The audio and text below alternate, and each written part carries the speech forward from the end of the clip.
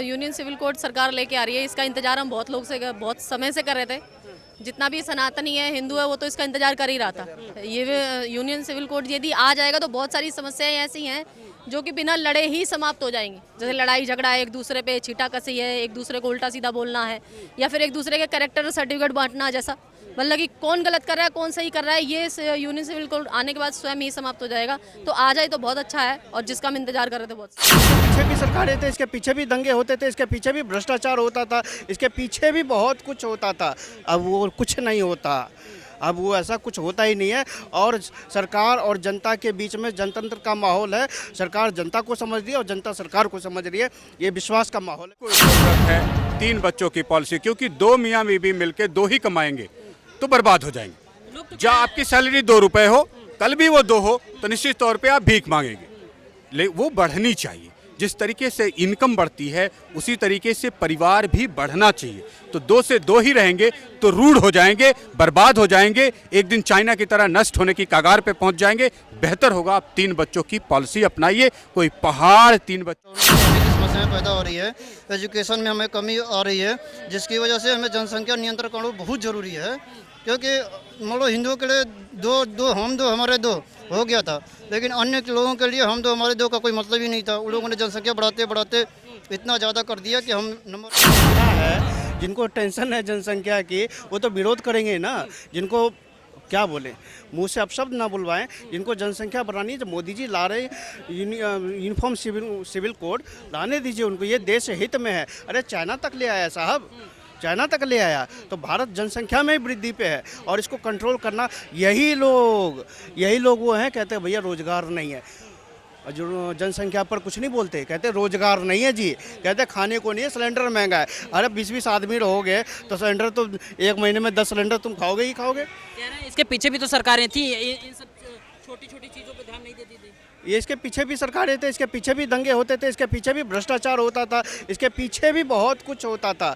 अब वो कुछ नहीं होता, अब वो ऐसा कुछ होता ही नहीं है। और सरकार और जनता के बीच में जनतंत्र का माहौल है। सरकार जनता को समझ रही है और जनता सरकार को समझ रही है। ये विश्वास का माहौल है। विश्वास पैदा किया सरकार ने, जो 2014 से पहले नहीं होने की कगार पे पहुंच जाएंगे। बेहतर होगा आप 3 बच्चों की पॉलिसी अपनाइए। कोई पहाड़ 3 बच्चों में नहीं टूट रहा है। तो वही तो बात है कि चाइना से अब थोड़ा सा ही पीछे है, जनसंख्या नियंत्रण है। अब लोग तो जनसंख्या तो बढ़ती ही जा रही है। लोग यही कह रहे हैं, एक समुदाय के लोग कह रहे हैं ना सर, रोकिए ही मत ना, जो मिल रहा है उसको ले लीजिए। दूसरी चीज, कल तक आप 10-12 बच्चों 56 बच्चों की पॉलिसी लेके चल रहे थे, अचानक से गला घोट करके 2 बच्चों की पॉलिसी लेके आओगे तो वो भी दर्दनाक होगी। आप 4 की लाइए, फिर 3 की लाइए, फिर 2 की लाइए। जब देश में 2 की आवश्यकता पड़ेगी तब हम 2 की सोचेंगे। अभी तो 3 या 4 पे विचार होना चाहिए। जो राजनेता ब्लाइंडली 2 चाइल्ड पॉलिसीज लेकर आ रहे हैं, मैं समझता हूं उसमें साइंटिफिक, उसमें पारिवारिक, उसमें बायोलॉजिकल सारे इफेक्ट्स को उनको ना तो पता है ना उन्होंने स्टडी किया है। आपके घर में 2 ही लोग हो, मियाँ बीबी, और 2 ही बच्चे पैदा करें, फिर वो भी 2 ही करेंगे, यानी कि एक दिन आपका परिवार नष्ट होके नष्ट नाबूद हो जाएगा, आपका खानदान ही खत्म हो जाएगा। जो विरोध कर रहे हैं वो तो यही चाहिए 3 policy. The total politicians and leaders who are talking about 2 child policy, they are blind enough to discuss and understand the effects and impacts of the 2 child policies. 2 बच्चों की पॉलिसी खतरनाक है, अपने परिवार खानदान को बर्बाद करने वाली। इसलिए कम से कम 3 बच्चों की पॉलिसी लेकर आइए, जो शायद हमारे देश के भविष्य को बचाने में सार्थक भी हो और जो पॉपुलेशन का प्रेशर है उसको भी कंट्रोल हम कर सके। सर लोग जो विरोध कर रहे हैं वो तो कह रहे हैं जरूरत ही क्या है, ऊपर वाला तो दे रहा है, जो दे रहा है उसको रिसीव करना। नहीं, ऊपर वाला नहीं देता है, इसके लिए नीचे वाले को मेहनत करनी पड़ती है, तब बच्चे पैदा होते हैं। बच्चे आसमान पे भगवान की देन से नहीं पैदा होते हैं। आप नहीं चाहेंगे तो नहीं पैदा होंगे, चाहेंगे तभी पैदा होंगे। ये बेवकूफ़ी भरा स्टेटमेंट और सोच मन से अपने निकाल दे जिसके मन में। सरकार और चीजों पे ध्यान नहीं दे रही, ये सब चीजें चुनाव के दौरान क्या सरकार जब फ्री का लॉलीपॉप बांटती है तो 9 लोगों के बच्चे वाले तो लॉलीपॉप ले रहे होते, 2 बच्चे वाला टैक्स भर रहा होता। ये नहीं चलेगा।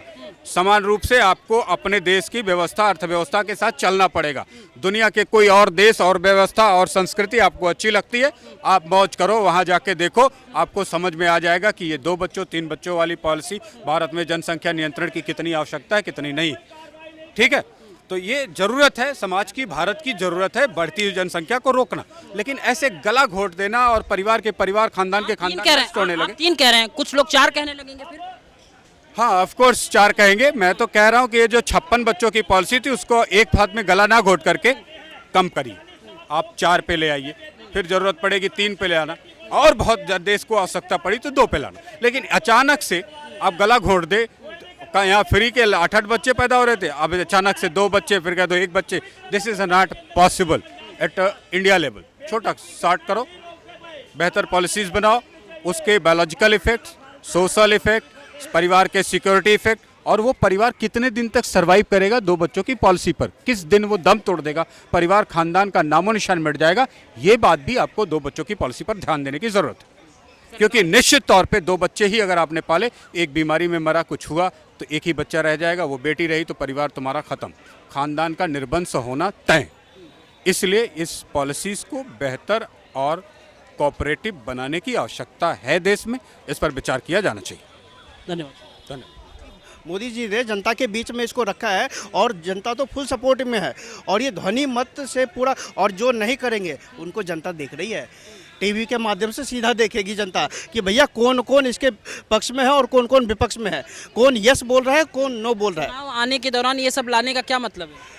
चुनाव आने के दौरान ये सब लाने का मतलब नहीं है। चुनाव के दौरान क्रमांक आप देखिए, मोदी जी ने जो अपने घोषणा पत्र में, जो उन्होंने घोषणा पत्र में एक एक बिंदु डालते, उस बिंदु अनुसार उन्होंने, चाहे कश्मीर का मुद्दा हो, 370 को याद कीजिए, 35A को याद कीजिए, राम मंदिर को याद कीजिए, पाकिस्तान के ऊपर याद कीजिए, सबको ठोकने की नीति हो, सब क्रमांक के हिसाब से चलते आ रहा है, और क्रमांक के हिसाब से ये काम भी जब इसका समय आया है तो हो जाने दीजिए। चुनाव